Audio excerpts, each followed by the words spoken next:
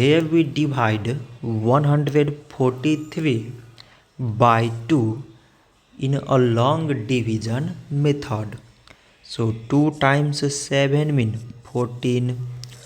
On subtracting we get 0.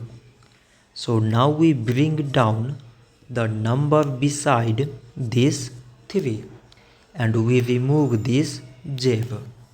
So 2 times 1 means 2. On subtracting we get 1.